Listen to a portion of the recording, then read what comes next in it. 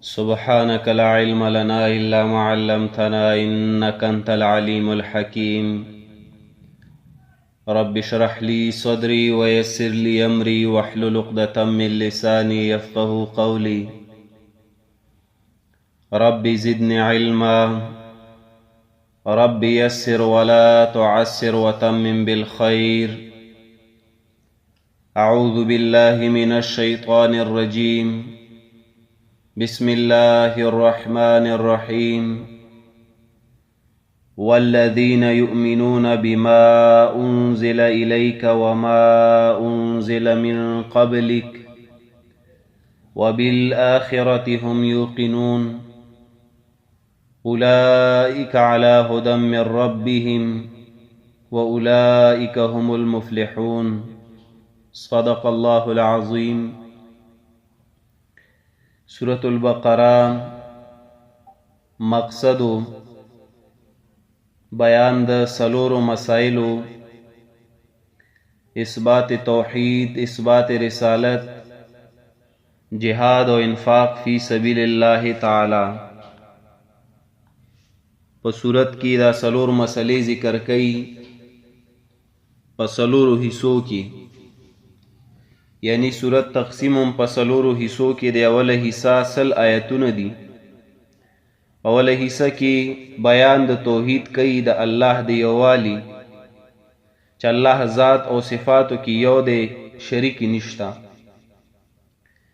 دویمه حصہ د 101 شروع کوي تر 196 پورې. په دویمه حصہ کې اثبات رسالت ذکر کوي، دا خبره چې رسول الله صلی الله علیه وسلم برحق پیغمبر دی د جانب د الله نه. بیا دریمه حصہ د 120 نه 253 پورې. په دریمه حصہ کې جهاد فی سبیل الله بیانوي چې د دې توحید او سنت د پاره تاسو به جهاد کوئ. څلورمه حصہ د 254 نه تر اخره پورې.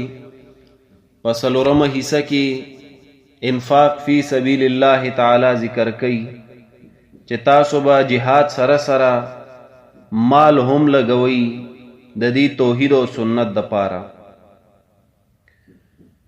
اوله حصہ چې 100 آیتونه دي، دا حصہ زمونږه شروع شوې ده. دا ما تاسو ته ویلیو چې مزید تقسیم شوې په 3 ابوابو. باب اول ړومبني 20 آیات دي. په دې کې بیان کوي د فرق ثلاثه، کوم چې ما قبل صورت فاتحه کې اجمالا ذکرو: منعم علیهم، مغضوب علیهم او ضالین. نو اوس دلته د هغه فرق ثلاثه وضاحت کوي په ګڼو اوصاف او خباثاتو سره. لکه د اولې ډلې د اولې فرقې د منعم علیهم بیان زمونږه شروع شوی د آیت نمبر 3 نه. 3 او 4 آیت کې د هغې تفصیلی اوصاف ذکر کوي 5، او بیا په 5 کې حکم د دنیا او د آخرت ورله بیانوي. گویا کې 3، 4، 5 آیت کې د هغه منعم علیهم بیان کوي. بیا ورپسې د مغضوب علیهم بیان په 2 آیاتو کې کوي، 6 او 9، او بیا د ضالینو بیان د آیت نمبر 8 نه 14 پورې، او بیا ورپسې امثال ذکر کوي د پاره د 2 ډلو. نو د اولې ډلې بیان شروع شوی دی د منعم علیهم. په دې کې موږ هغې د پاره اوصاف 5 دلته ذکر کوو، 15 صفات. هغه 15 صفاتو کې 4 صفات ذکر شوي دي 13 سبقونو کې. صفت اول یؤمنون بالغیب، د دوی به ایمان په پټو باندې وي، اے د الله په توحید به ایمان وي. صفت دویم ویقیمون الصلاة، دوی به بدنی عباداتم کوي. ایمان نه بعد به د دې عبادات بدنی ای سره هم تعلقي. ومما رزقناهم ينفقون، دا 3 صفتو چې دی به عبادات مالی هم کوي. دا اصل صفات نور چې سوره صفات ذکر کیږي د مؤمنانو په قرآن کې هغه ټول شامل دي په دې کې گویا کې دا جامع صفات دي د پاره د ټولو اوصافو د مؤمنانو. ورپسې بیا څلورم صفتو یؤمنون بما انزل الیک وما انزل من قبلک، د دوی به ایمان په موجوده کتاب قرآن او په کتب سابقه تورات انجیل زبور او صحائف باندې همي، او په قرآن به د دې ایمان مفصلی داسې بجمیع احکامه چې د دې ټول حکمونه بم دی مني، ایمان بم په ساتي اجمالاً چې دا د الله د جانبه نازل شوی کتاب او د دې احکام به هم مني، هر یو حکم هغه به زده کوي او په هغې به عمل کوي. او بلخوا کتب سابقه باندې به ایمان اجمالاً وي، دوره ایمان به وي چې تورات بر حق من الله، انجیل بر حق من الله، زبور بر حق من الله، صحائف بر حق من الله، ټول د الله د جانبه حق و بس دوره ایمان به وي. اوس نننی سبق کې پنځم او آخري صفت منګه ذکر کوو د متقینو د منعم علیهم یا د مؤمنانو. پنځم صفت د مؤمنانو څه دی؟ وبالآخرة هم یوقنون، او په ورځ د آخرت به هم د دوی یقین وي، ایمان به په قیامت باندې هم وي. اشاره څه شوه چې دوی ایمان په توحید راوړو، دوی عبادات بدنی سره منسلک شو، عبادات مالی سره وتړلی شو، او دای د څه په ذریعه زده که په دې باندې چې ایمان د الله په کتابو، نو اوس دا هر څه چې کوي د څه دپاره به کوي؟ د آخرت دپاره، چې د محشر په ورځ د قیامت په ورځ الله ته سرخرو او سرفراز ودرېږم. نو بالآخرة هم یوقنون، دا پنځم صفت د متقینو چې د دې ایمان به په قیامت باندې هم وي.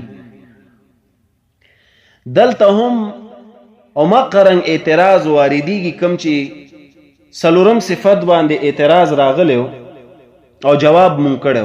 اعتراض دلته دا هم راځي چې یؤمنون بالغیب کې خو ایمان بالآخرت هم شامل و، ځکه غیب آخرت ته هم ویلی شي، څنګه چې مونږ وحی د پاره ذکر کړو چې یؤمنون بالغیب کې وحی هم شاملو، نو اوس آخرت هم یؤمنون بالغیب کې شاملو. نو اوس دلته حاجت سو، ضرورت سو د تکرار چې دوباره د آخرت د ایمان ذکر وکړو.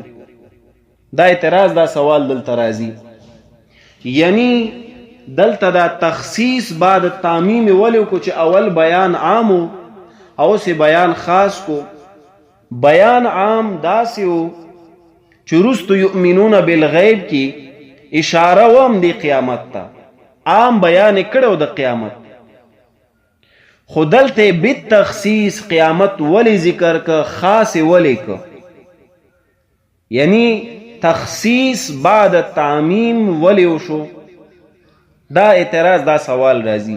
بیا یې واورئ، یؤمنون بالغیب کې ایمان بالآخرت شاملو، ځان لا بالآخرة هم یوقنون دای ولی ذکر کولو، یعنی تخصیص بعد تعمیم ولی کولو. څنګه چې ما تاسو ته وروسته جواب کړو، دا څه دپاره؟ تعریض علی الیهود، ردو نری غونتې په یهود، ځکه چې هغوی ویل یؤمنون بالغیب، نو زمون هم په قیامت باندې ایمان دی.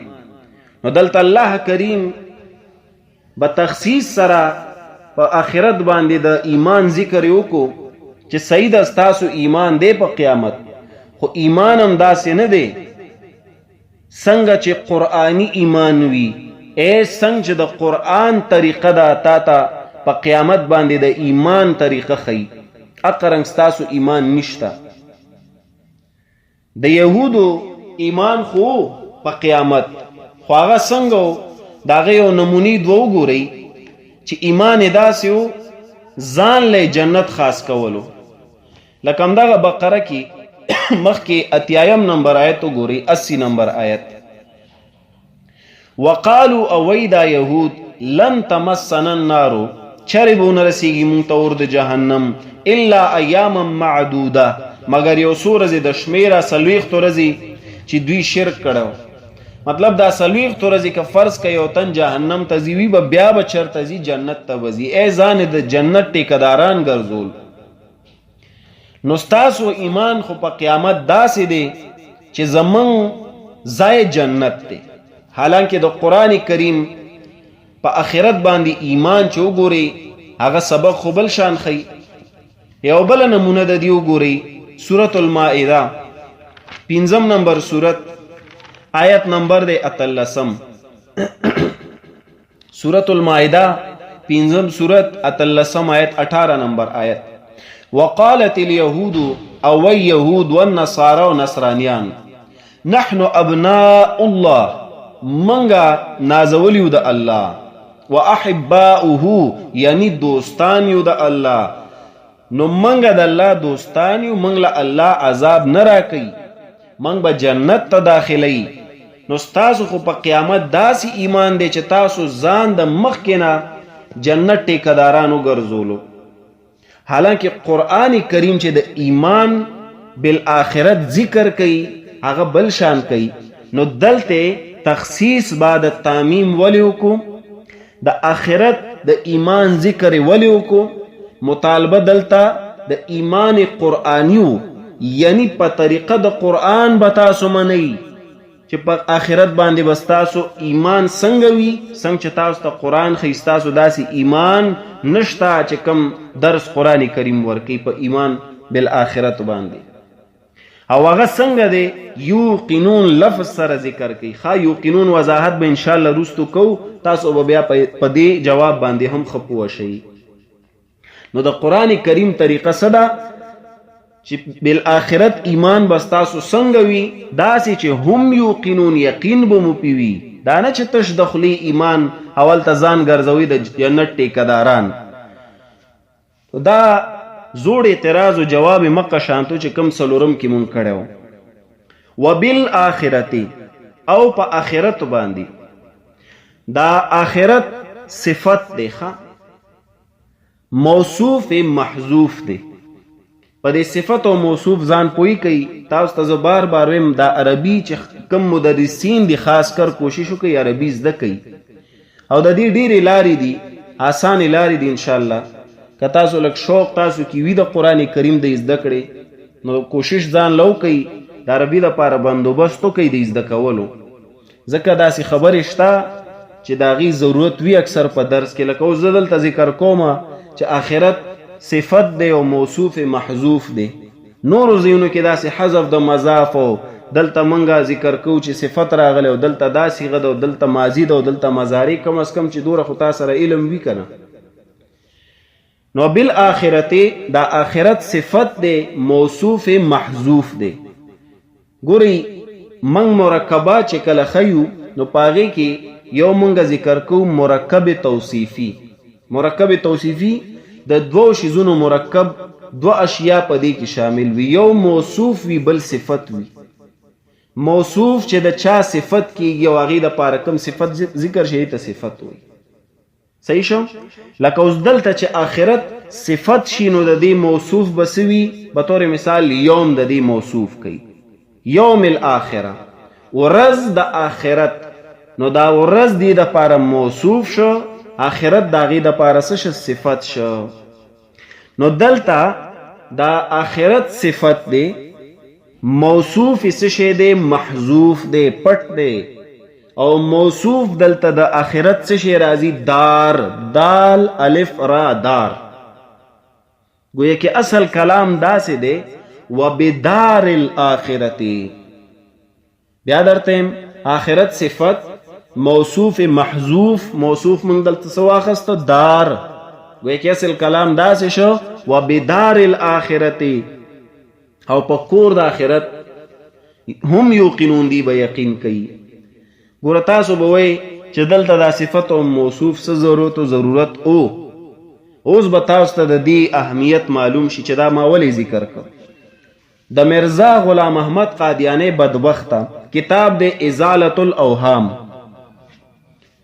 هغه دلته وی په دې آخرت کې وی الله زما ذکر کړی دی. ځکه وروسته خو مونږ هغه له ډز ورکو من قبلک کی چې دلته من بعد کنه دی راوړستانه بعد نو الته خو مونږ ختم ک مرزا غلام احمد قادیانی نو چرته پارام کینی شیطان خورز کینه نوزی نو شیطان دلته نه نوت وی پدی بالآخرتی هم یوقنون پدی کی وی زما ذکر دی څنګه زما ذکر دی نو هغه وی آخرت صفت دی موصوف محذوف دی موصوف دی نبوت اے مانا دادا و بنبوت الاخرتی او پا نبوت آخری بدی یقین کئی او آغا سوک دے آخری نبوت دا چا دے وی آغا زما دے نو کوس تا دا قائدہ نی معلوم نو تا تا یو قادیانے دا مانو کی مخلقو بدی ورتواز زی تب بیاسے جواب کی نو دلتا آخرت صفت موصوف محذوف من ویو موصوف دار دے او غلام احمد قادیانی بدبخت بچے وی موصوف نبوت دے نو صحیح دا ذات نبوت مانا اخلی دا دی موصوف نبوت اخلی زد دی موصوف دار اخلم تماتا دا قرآن او دا حدیث نا یو جملہ اخایا یو مرکب توصیفی تماتا اخایا چه التا دا آخرت صفت یعنی دا دی صفت موصوف نبوت راغلی وی داو زمانگا داغنا سوال دی چه سیدہ تدلتوی و بنبوت الاخرہ او من ویو و بدار الاخرہ ستا داو دا چه دلتا نبوت دا آخرت مراد دی موصوف نبوت دی من ویو موصوف دار دی زمان دا مطالبه دا چه قرآن او حدیث کی تمنگ تا یو مرکب توصیفی دا سی اخیا چه آلتا موصوف سر آغلی وی نبوت راغلی وی نو دا مرزا غلام احمد قادیانی پلار نکم چه دا قبر نروچت شی تاستا موصوف نبوت الاخره نشی خیله او کمنگ تاوی خزتو خیا نو ورطوی رازا قرآن کریم کی در تخیم لگتاسو گوری سورة العنکبوت سورة العنکبوت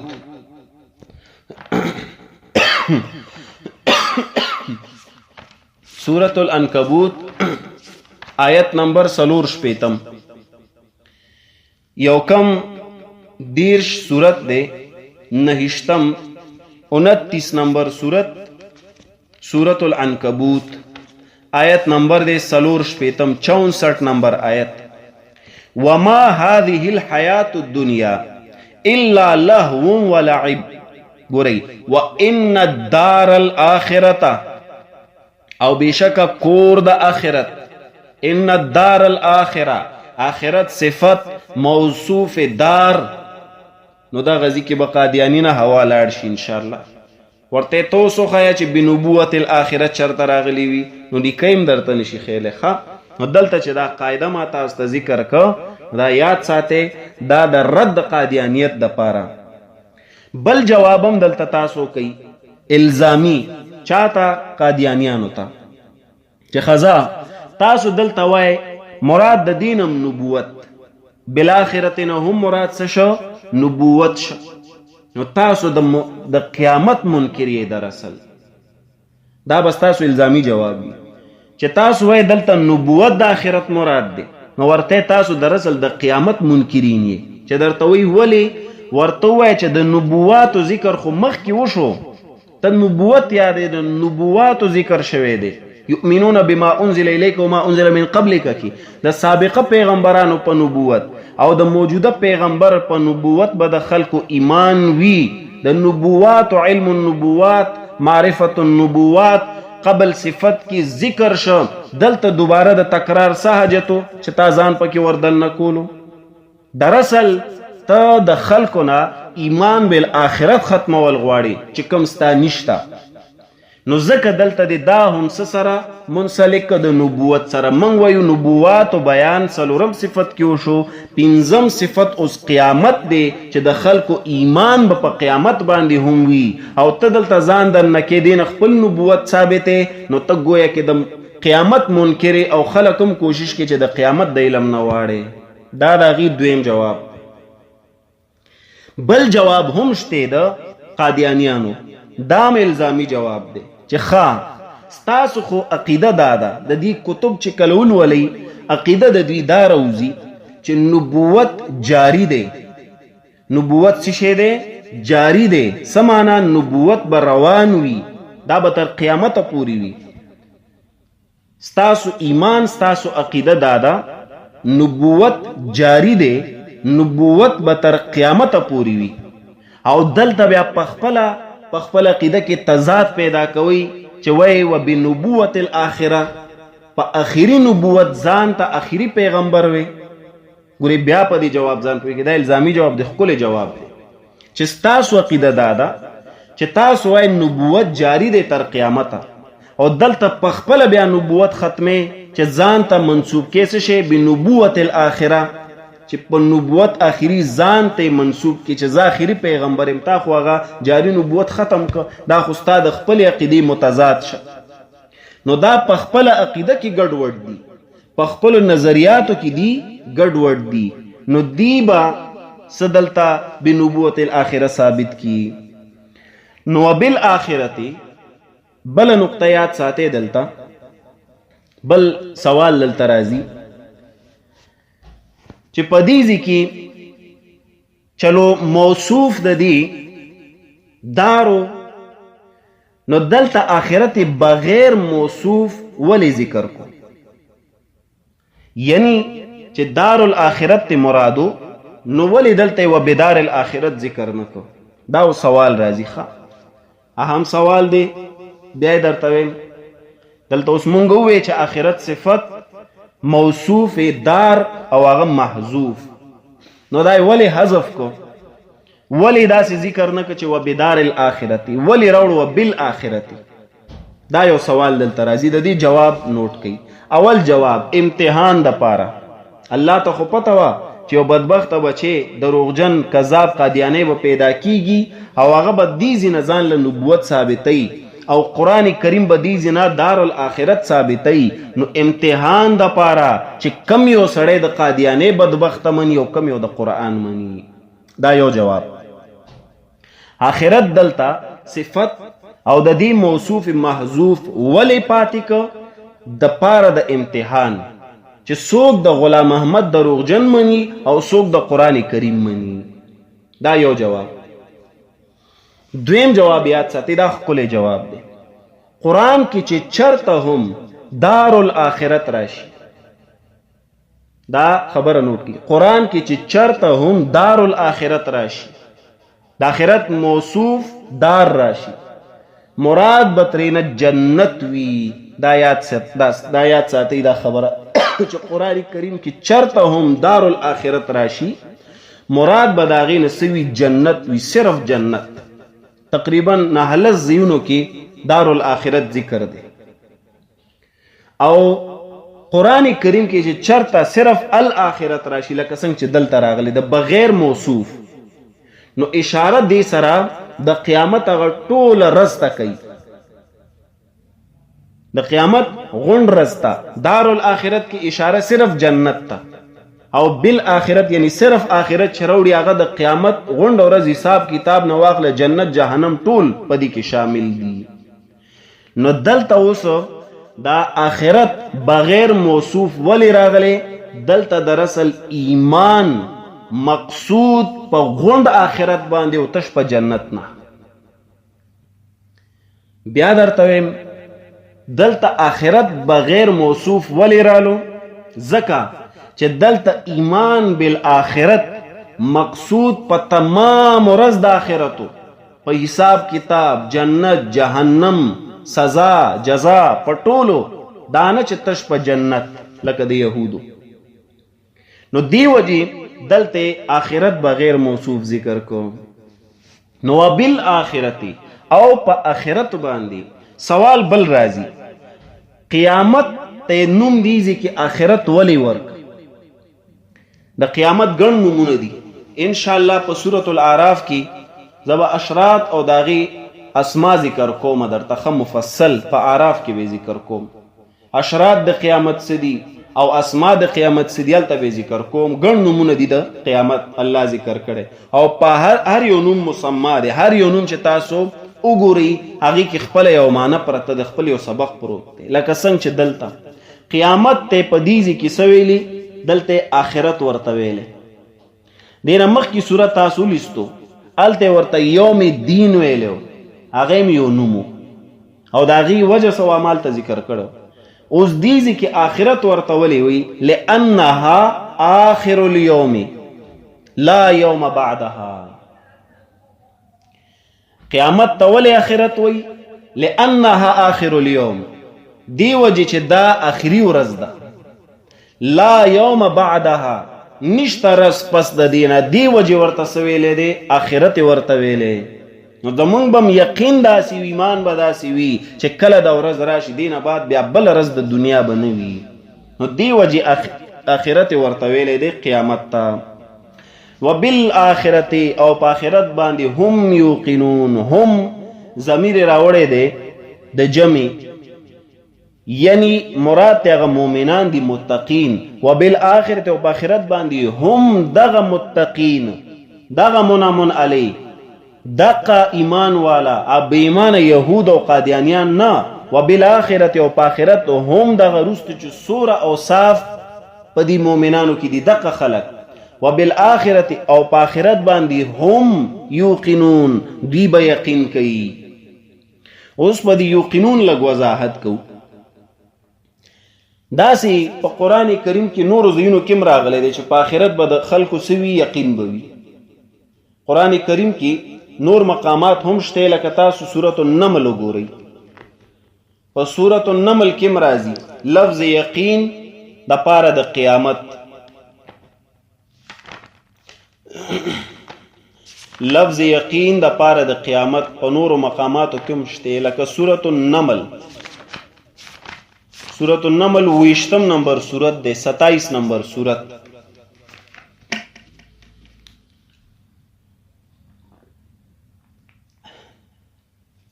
ستائیس نمبر سورت، 20 نمبر سورت، آیت نمبر دے 3 د سورة النمل.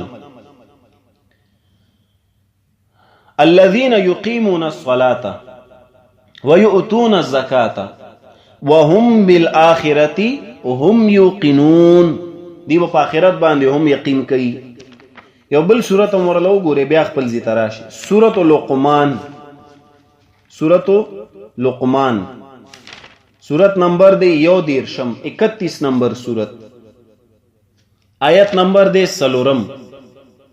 الذين يقيمون الصلاة ويؤتون الزكاة وهم بالآخرة هم يوقنون. دی پا آخرت باندې بس کوي یقین بکئی. لفظ یقین للآخرت راغلے دے، تاسو زین ما تاستا ذکر کر. البته دا یاد ساته د قیامت د پارا قرآن کریم یو خودل تاسو کته لفظ یقین روڑی. کله کله قرآن کریم لفظ تصدیق هم روڑی، وصدقون لفظ تصدیق هم روڑی. لکه دی د پارا سورۃ المعارج وګورئ.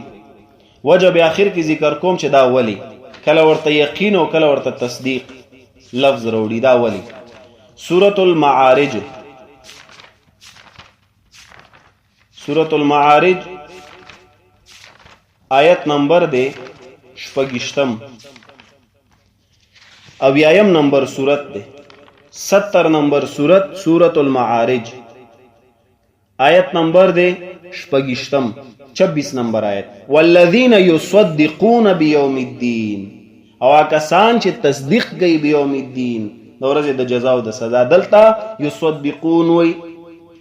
قرآن کریم کله کله یوقنون وی، کله کله یصدقون وی، کله کله قرآن کریم باقاعده لفظ یؤمنون هم وی، لفظ یؤمنون هم روڑی. دی د پارو ګورئ سورۃ الانعام، سورۃ الانعام 6 نمبر سورت،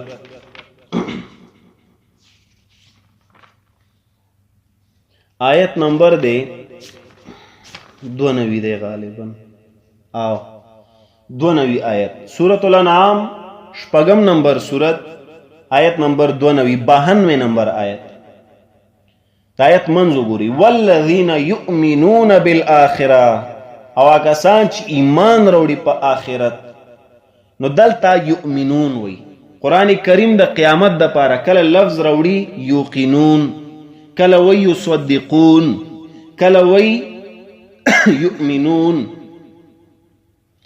دا ولی ګوره شرعي معنی که د دې موږ وګورو د یؤمنون یصدقون او یوقنون تقریبا یو راځي معنی. البته لغوي چې موږ د دې معنی وګورو هغې کې بیا لږ شانتې فرق شته او په هغه اعتبار سره زه ستاسو ته په دې یؤمنون یوقنون یصدقون کې فرق ذکر کوم په اعتبار د لغوي معنی. چې قرآن کریم کې چرته لفظ یقین راشي یا لفظ ایمان راشي یا لفظ تصدیق د دې به څه فرق وي. چرته چې ایمان لفظ راوړي یؤمنون وي مراد بلته د هغې نه د زړه اعتماد وي، د زړه باور وي.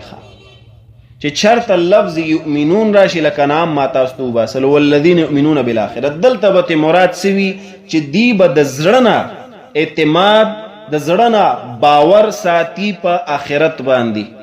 یو چرته چې لفظ تصدیق راشي یصدقون وي لکه څنګه چې ما تاسو ته معارج شپږشتم ذکر کړ. چرته چې لفظ تصدیق راشي یصدقون وي الته به مراد څه وي؟ الته به مراد اقرار باللسان بوي. مراد به څه وي؟ اقرار باللسان. دی به په ژبې باندې م څه کوي؟ تصدیق به کوي د قیامت چې قیامت راتلونکی دی. چرته چې لفظ ایمان د پاره د قیامت راشي مراد بلته د زړه اعتماد د زړه باور وي، د زړه نه به مني. چرته چې لفظ تصدیق راشي د پاره د قیامت مراد به اقرار باللسان وي، په ژبې باندې بم دی قیامت یادی منی با. چرته چې لفظ یقینون راشي لکه څنګه چې زمونږ دی سبق کې راغلی دی وبالآخرة هم یقینون، نو یاد ساتئ یقین دا په مقابله د شک کې راځي. یقین متضاد دی د شک. سمانا د شک مقابل لفظ یقین دی، مطلب چې ذره برابر به شک هم نوي. سمانا معنی دا شوا چې دی به عملی هم دا قیامت منی. دیزی کې چې اوس بالآخرة هم یقینون راوړی عملی به منی. آسان الفاظو کې درته ذکر کم چې چرته لفظ تصدیق راشي نو مراد به تسوي لفظ چې چرته الله رب کریم ذکر کی لفظ ایمان مراد به تسوي تصدیق بالقلب. یو چرته چې الله رب کریم لفظ ذکر کی د قیامت د پاره څه شی تصدیق نو الته به تسوي مراد اقرار باللسان په ژبه باندې به مني. او چرته چې لفظ یقین راشي مراد به تل تسوي عمل بالجوارح. سمانا داغی ورځ د پاره د قیامت د پاره به دی عملم کوي ځکه یقین دی ذره برابر شکی نشته. یقین دی چې دا ورځ راځي نو چې هر کله ستا یقین دی په دې هغې د پاره به کار کې محنت وکړي. دا یوه نقطه وه چې آخرت د پاره کله کله لفظ ایمان راوړي، کله تصدیق راوړي، کله یقین راوړي. د هغې وجوهات سوا ما تاسو ته ذکر کړ. آخري خبره درته ذکر کوم. اوصاف خمسه زمونږ دلته ذکر شو د مؤمنانو. دقه رنګ اوصاف خمسه په سورة النساء کې هم ذکر کوي په تقدیم و تاخیر سره. لږ وګورئ خیر دی.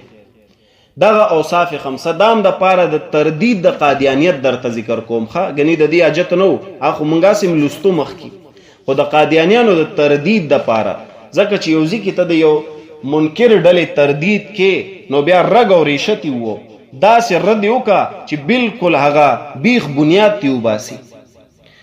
سورة النساء راوباسئ 4 نمبر سورت آیت نمبر دی 162 162 نمبر آیت.